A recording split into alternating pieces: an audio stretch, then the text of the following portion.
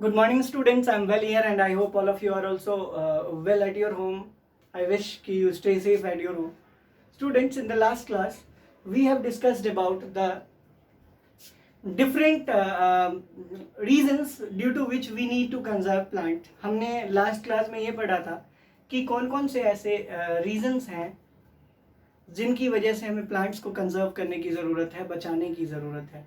आज इस क्लास में हम ये पढ़ेंगे कि क्यों एनिमल्स को बचाने की ज़रूरत है और उससे रिलेटेड बचाव से रिलेटेड कुछ टर्म, कुछ गायब होने से रिलेटेड टर्म जो एनिमल्स से एसोसिएटेड है उनको हम पढ़ेंगे. हमने लास्ट क्लास में देखा था कि फ्लोरा का मतलब होता है प्लांट किंगडम. प्लांट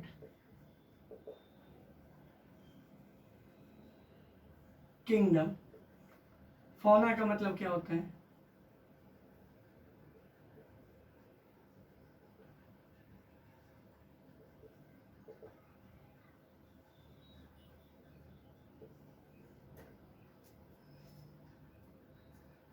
ठीक है, फ्लोरा और फौना ये ध्यान रखना है. आज हम पढ़ेंगे why do we need to conserve animals.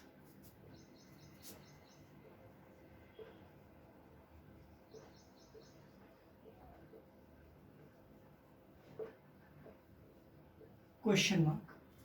Why do we need to conserve animals. Animals को बचाने की क्यों ज़रूरत है हमें? बहुत आसान है. देखो बेटा, सबसे बड़ी बात ये है कि एनिमल्स को कंजर्व करने की ज़रूरत इसलिए है क्योंकि एनिमल्स जो है वो हमारे इकोलॉजिकल बैलेंस को मेंटेन करने में हमारी मदद करते हैं. मीन्स व्हाट कि एनिमल्स आर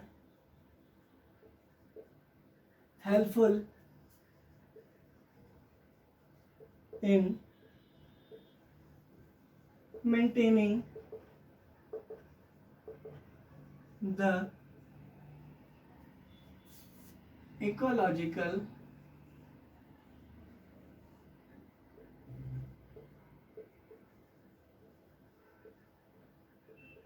बैलेंस. एनिमल्स जो है वो हेल्पफुल है मेंटेन करने में. किसको?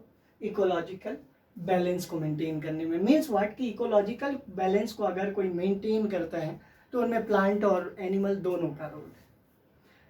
कंजर्व इसलिए करना है. दूसरी बात कि चूंकि हमने डिफॉरेस्टेशन देखा था कि डिफॉरेस्टेशन में प्लांट्स को काटते जा रहे हैं हम, तो अगर हम एनिमल्स की बात करें तो एनिमल्स के लिए नेचुरल होम क्या है? तो हम कहेंगे फॉरेस्ट. अगर हम फॉरेस्ट की बात करें, फॉरेस्ट का मतलब क्या होता है? हम ये भी कह सकते हैं इट इज द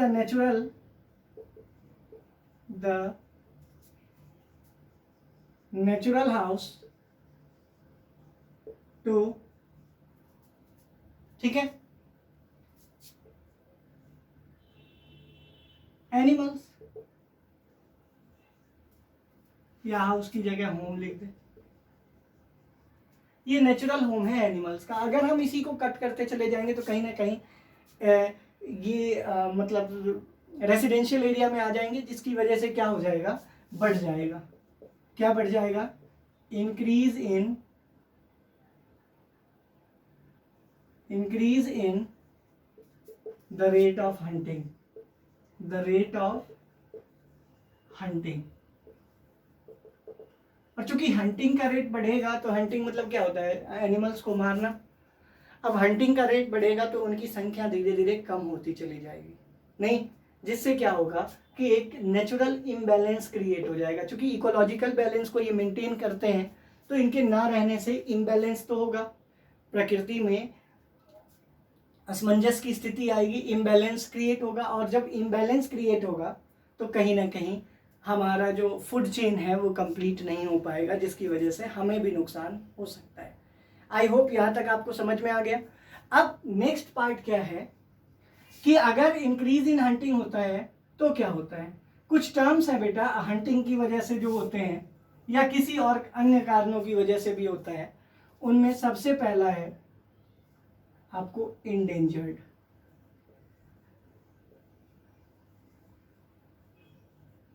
इसका सबसे प्रमुख कारण क्या है hunting is the main reason, hunting is the main reason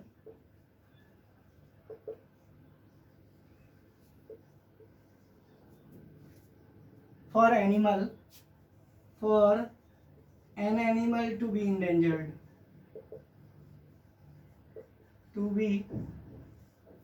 endangered,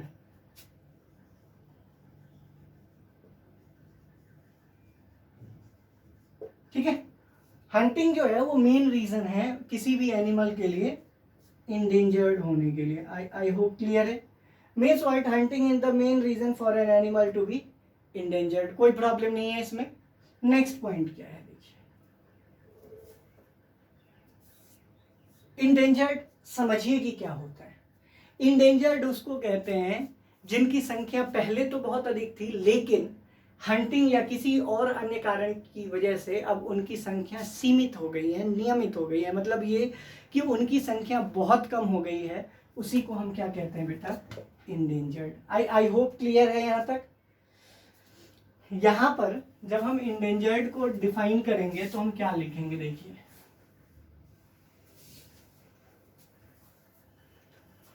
endangered क्या होता है। इंडेंजर्ड के बारे में कहते हैं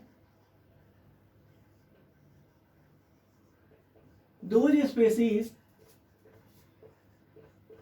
इसमें केवल एनिमल नहीं आता, कोई भी स्पीसीज आ सकता है, चाहे वो स्नेक है, चाहे वो स्पाइडर्स हैं, बर्ड्स हैं, कोई भी आ सकता है, इसीलिए स्पीसीज का इस्तेमाल किया है मैंने। Those species that are limited in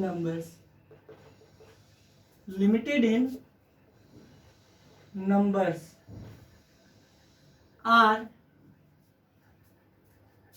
called endangered animals या endangered species।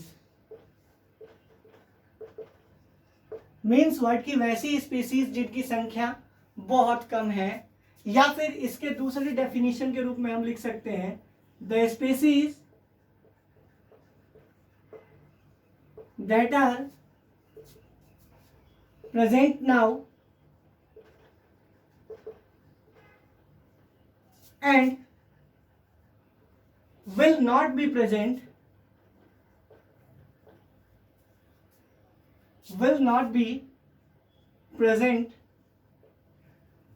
in the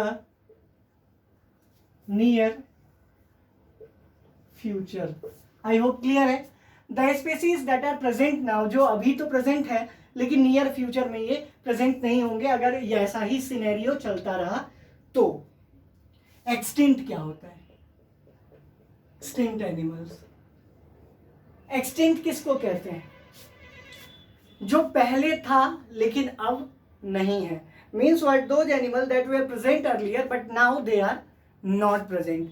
means what, they do not exist now, अब वो प्रेजेंट ही नहीं है। दोज ऑर्गेनिज्म या those species that were present earlier but now they are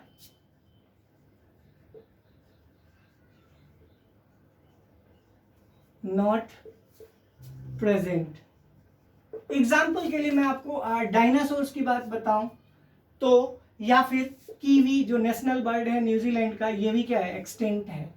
पहले था लेकिन अब नहीं है। I hope all of you are getting it. अगर हम एक्सटेंशन की बात करें तो एक्सटिंक्ट मतलब क्या होता है, जो पहले प्रेजेंट था लेकिन अब नहीं है। अब देखो बेटा, यहाँ पर एक क्वेश्चन क्या राइज होता है कि कोई भी ऑर्गेनिज्म या कोई भी स्पीसीज इंडेंजर्ड है या इस मतलब एक्सटिंक्ट हो गया, इसका अंदाजा कैसे लगता है। तो हम कहेंगे क्या, इसके लिए एक बुक होती है जो रिकॉर्ड को मेंटेन करती है, उसको हम कहते हैं red data book. Red data book ये क्या है, the book that keeps the record of endangered species. Means what, कि ये एक ऐसी बुक है जो तैयार की जाती है जिसमें ये बताया जाता है कि कौन कौन से ऐसे स्पीसीज हैं जो इंडेंजर्ड हो गए हैं, फिर उसके हिसाब से प्रोटेक्शन लगाई जाती है। इंडेंजर्ड की अगर हम बात करें तो इसका एग्जाम्पल टाइगर हो सकता है, उसके बाद हम जैगुआर की बात कर सकते हैं, ब्लैक जैगुआर की। ये सब क्या है बेटा, ये सब क्या है, तो हम कहेंगे क्या कि ये इंडेंजर्ड है। लेकिन एक्सटिंक्ट में क्या होता है जो अब है ही नहीं। रेड डाटा बुक के बारे में मैं आपको बताऊं कि the book that keeps the record of endangered species, the book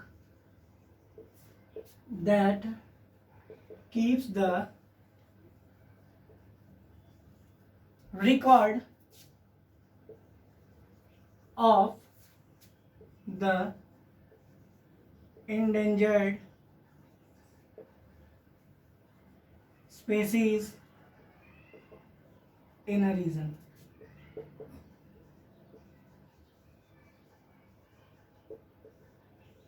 कोई प्रॉब्लम नहीं है यहां तक? रेड डाटा बुक क्लियर हो गया, किसी तरह का कोई डाउट नहीं? अब रेड डाटा बुक के बाद नेक्स्ट पॉइंट क्या है?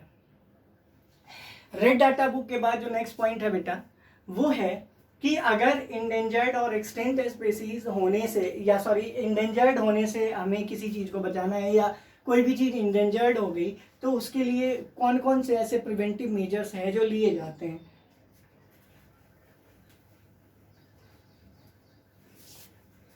देखो बेटा,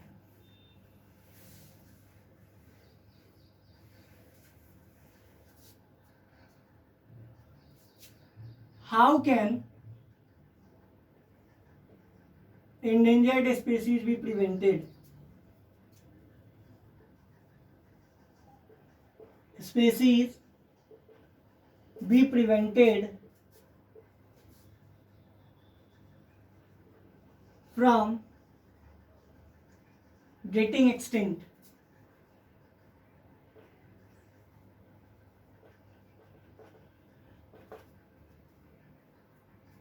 नहीं। How can endangered species be prevented from getting extinct? किस तरह से इंडेंजर्ड स्पीसीज जो हैं वो प्रिवेंट होते हैं एक्सटिंक्ट होने से, उनको कैसे बचाया जा सकता है एक्सटिंक्ट होने से? तो सबसे पहली बात, the government of the reason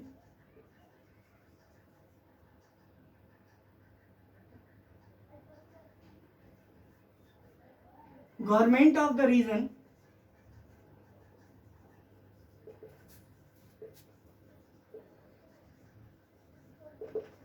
takes preventive measures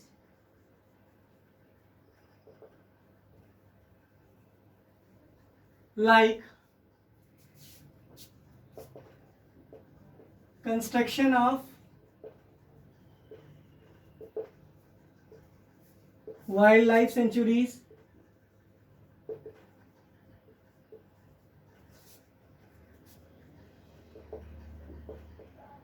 national parks, etc। अब यहाँ मैं जू नहीं लिख रहा हूं क्योंकि वो अलग होता है इससे, उसको भी हम अभी डिस्कस करेंगे कि क्या होता है। Hunting of such organism is made an illegal offence. Means what? Hunting जो है वो एक ऑफेंस माना जाता है। Hunting of such species are strictly prohibited,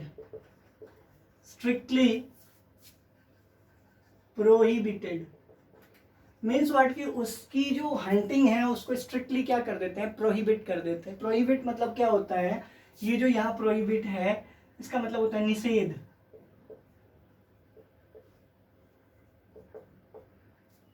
नहीं, स्ट्रिक्टली प्रोहिबिटेड का मतलब है सख्त मना कर देते हैं। तो कहने का मतलब क्या है? Hunting of such species are strictly prohibited. तीसरी बात ये भी है कि the hunting or selling of such animals is made an offensive crime। means what कि hunting और या हम यहाँ लिख ही देते हैं, hunting of or selling such animals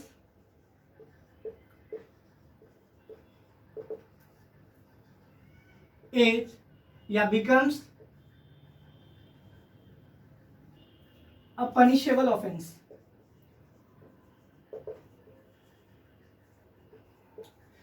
अब इसके लिए मैं आपको एक एग्जांपल दूं कि ये इंडेंजर्ड को एक्सटिंक्ट होने से बचाने के लिए क्या करते हैं। 2005 में इंडिया में क्या हुआ था कि जो टाइगर्स हैं उनकी संख्या बहुत कम हो गई थी, अराउंड 51। तो गवर्नमेंट ऑफ महाराष्ट्र ने क्या किया, एक नेशनल पार्क बनाया, वाइल्ड लाइफ सेंचुरी जिसको एक तरह से कह सकते हैं, और क्या किया कि उन टाइगर्स को वहां रख दिया और ये सारे मेजर्स लिए, कोई हंटिंग नहीं, कोई सेलिंग नहीं, और साथ ही साथ कोई नुकसान नहीं पहुंचाएगा उनको, और उनको छोड़ दिया गया। 2019-20 की बात आपको बताऊं, 65% 68% के रिकवरी रेट से उनकी संख्या बढ़ी है। मतलब ये कि अगर वो उस समय 51 थे तो अब उनकी संख्या लगभग 120-22 के आसपास हो गई।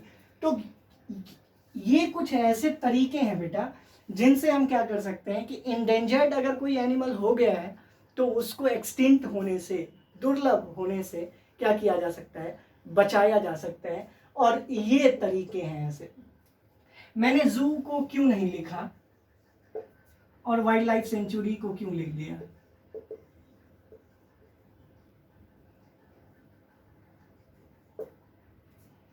क्योंकि जू जो है where all animals are found,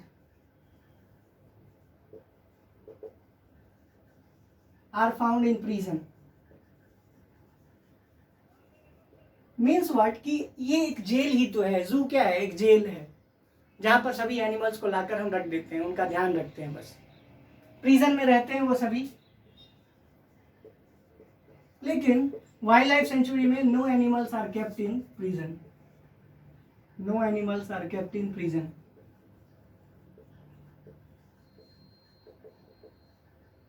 animals को प्रिजन में रखते ही नहीं है। आई होप ये आपके समझ में आ गया होगा कि क्यों मैंने इसको अलग रखा। ये तो हालांकि एक ही डिफरेंस है।